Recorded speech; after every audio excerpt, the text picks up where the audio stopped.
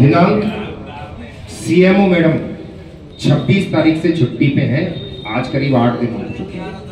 CMO की अनुपस्थिति में ऐसा इतनी अर्जेंसी क्या आ गई दुकानों के आवंटन की कि 30 सितंबर को प्रभारी सीएमओ एक प्रेस विज्ञप्ति जारी करते हैं नीलामी की, और इतनी महत्वपूर्ण लोकेशन की, इतनी महत्वपूर्ण दुकानों के आवंटन की नीलामी जारी होती है। ऐसी क्या जल्दबाजी आ गई कि सीएमओ है नहीं और आपने 30 तारीख को आपाधापी में कर दिया।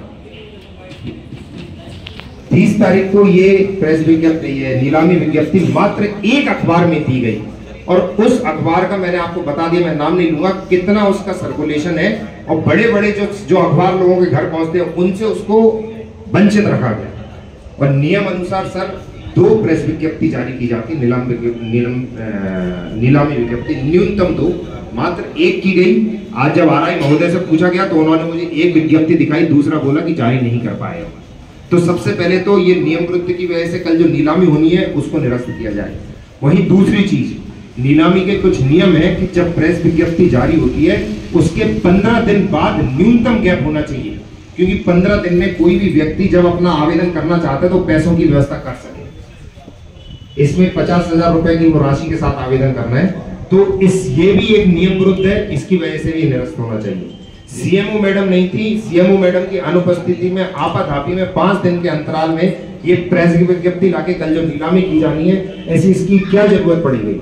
ये हम लोग कांग्रेस पार्टी स्पष्ट रूप से सीएमओ पे आरोप लगाते हैं कि सीएमओ मैडम नगर पालिका अध्यक्ष जो कि भाजपा के हैं उनके प्रभाव में काम कर रही हैं, और भाजपा अध्यक्ष बंदरबाट करना चाहते हैं, क्योंकि वहां पर विपक्ष इतनी तरीके से मजबूत नहीं है और सभी लोग भाजपा के पार्षद बैठे हुए हैं। मैं आवेदन पढ़ूंगा। विषय नगर पालिका अशोकनगर द्वारा नेहरू बाल उद्यान की ऊपरी मंजिल स्थित शासकीय दुकानों की नियम विरुद्ध निकाली गई निविदा को निरस्त करने बाबत और नियमबद्ध तरीके से मौका स्थल पर ही सार्वजनिक नीलामी करवाने की मांग बाबत। महोदय, पहले सार्वजनिक स्थल पर नीलामी होती थी, अब बंद लिफाफों में नीलामी होती है, और इसके परिणाम ये है कि नगर पालिका को राजस्व अच्छे से प्राप्त नहीं होता, और जो सीधे सच्चे लोग अपने बंद लिफाफे में देते हैं जो आवेदन, वहां पर उनको दबाव बना के या तो उनके आवेदन खोले नहीं जाते या फिर आपाधापी में जल्दबाजी में उनको दरकिनार किया जाता है, और स्पष्ट इसमें गुंजाइश रहती है कि आदमी अपनी बंदरवाट कर सके। महोदय, निवेदन है कि नगरपालिका सीएमओ द्वारा नेहरू बाल उद्यान की ऊपरी मंजिल की दुकानों की नीलामी विज्ञप्ति दिनांक 5 अक्टूबर निकाली गई है, जो कि निम्नलिखित कारणों से नियम विरुद्ध है और शीघ्र ही आचार संहिता लागू होने के भय से जल्दबाजी में की गई है। नीलामी विज्ञप्ति मात्र 1 अखबार में निकाली गई है, जबकि नियम अनुसार 2 अखबार न्यूनतम होना चाहिए। नीलामी विज्ञप्ति और नीलामी दिन के बीच में न्यूनतम 15 दिन का समय होना चाहिए, और यहाँ सिर्फ 5 दिन का समय दिया गया है। मुख्य नगरपालिका अधिकारी दिनांक 26 सितंबर से अवकाश पर हैं। उनकी अनुपस्थिति में प्रभारी सीएमओ द्वारा जल्दबाजी में इतने महत्वपूर्ण निर्णय लिया जाना असंवैधानिक है। पार्षदगण और नेता प्रतिपक्ष से इस बारे में कोई सहमति नहीं ली गई, और यहाँ तक कि उनको कोई सूचना भी नहीं दी गई। अतः यह निर्णय भी अलोकतांत्रिक है, क्योंकि वर्तमान में जो नगर पालिका अध्यक्ष हैं पार्षदों के द्वारा चयनित हुए हैं। विज्ञप्ति में जानकारी का पूर्ण अभाव है। आरक्षण की स्थिति नहीं दर्शाई गई कि एससी कितने, एसटी कितने, विकलांग कितने, विधवा कितने, कुछ नहीं दर्शाया गया। किस वर्ग को कितनी और कौन सी दुकानें मिलेंगी, ये भी कहीं से कहीं तक कोई जानकारी नहीं दी गई। ना ही न्यूनतम बोली राशि दर्शाई गई है कि न्यूनतम बोली राशि कितनी होगी, और ना ये बताया गया कि कुल दुकान कितनी है और उनका क्रमांक नंबर क्या है।